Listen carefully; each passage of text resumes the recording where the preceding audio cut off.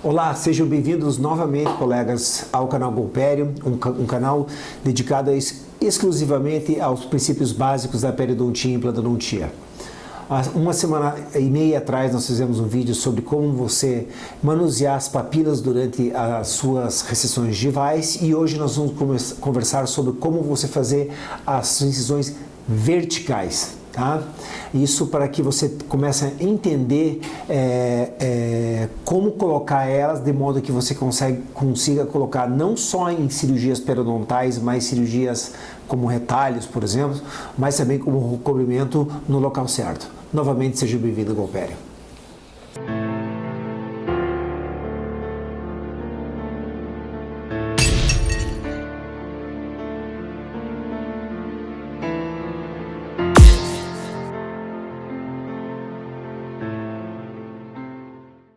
Então, o que a gente tem que conversar um pouco sobre incisões verticais é como de fazer elas de maneira correta. E esse é um diagrama muito usado na periodontia, certo? Esse é um diagrama em que a gente sabe que a gente não pode começar o retalho no meio da papila, porque senão nós teremos uma recessão gengival. A gente não deve começar também ela no meio do dente, porque também poderíamos causar uma recessão gengival, mas que pouco conhece que essa parte é a correta, tá? Só que ou seja, entre a porção mais apical do zênite da gengival e na papila. Só que essa papila, o retalho, eles têm que estar englobado no retalho. Porque quando você colocar esse retalho de novo, você vai ter um ponto de sutura. Veja como algumas imagens, por exemplo, que a gente pega na internet, você vê aqui uma imagem 3D e a incisão aqui ela fez sem englobar a papila. Quando no caso, ela deveria ter sido feito aqui, ó. Aí o que o cirurgião teria? Poderia colocar esse tecido e vai tirar provavelmente essa membrana com titânio reforçado e quando ele colocar, ele tem um ponto de nó aqui. Ele não tem que ficar fazendo nós verticais aqui e com uma consequência de recessão gengival na região. Então, as incisões verticais que a gente conversou, primeiro aquela incisão, vamos dizer, horizontal que a gente conversou, tal. E o maior medo do dentista é fazer uma incisão vertical longa, ou seja, ele vira com uma incisão vertical bem a fundo de vestíbulo. Em casos de retração gengivais, se você não fizer isso seguindo a linha do dente, você não vai conseguir ter um deslocamento adequado do teu retalho apical. Isso acontece, por exemplo, às vezes em algumas cirurgias flapless, tá? Olha só, esse é um caso de um aluno meu, ele fez, e olha como as incisões verticais dele ficaram curtas. Essa incisão vertical, ela é feita somente para acesso. Por exemplo, para o retalho periodontal, ela seria ótima. Mas para você ter avanço, você tem que realmente passar até o fundo de vestíbulo e lá você vai fazer no periósteo um corte, tá?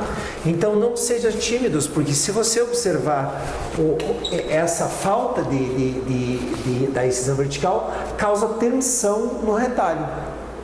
Então, sempre quando você fizer uma incisão vertical, que não seja de acesso, um acesso periodontal um pouco menor realmente, mas que seja para fazer um lifting, um CAF, você vai ter que ser mais agressivo e ir até a parte profunda, tá? Olha o caso, aí depois a gente consertou essa incisão vertical. Os pontos, por exemplo, em tecido queratinizado, o ponto começa aqui e aqui, aqui e aqui, não na mucosa, e aqui, porque quando você der esses pontos, qual que é a tendência do ponto, se ele está mais alto na região onde você recobrir, é trazer mais ainda esse retalho para fazer o teu recobrimento. Essa é uma outra dica para vocês, tá? Então aqui vem a coisa, até a semana 4 não teve a recessão e mês 6 com a recessão simplesmente completamente coberta, tá? Então, um outro caso aqui, um caso em que foi feito com incisões verticais longas, olha só, fizeram um quadradinho, Seguiram, e olha de que seguiram até o fundo, certo? Olha só, lembra aquelas incisões que eu falei com os cálculos das restrições gengivais, que é o vídeo anterior? E olha que você consegue esticar. Ninguém me consegue convencer que a flapless consegue fazer isso.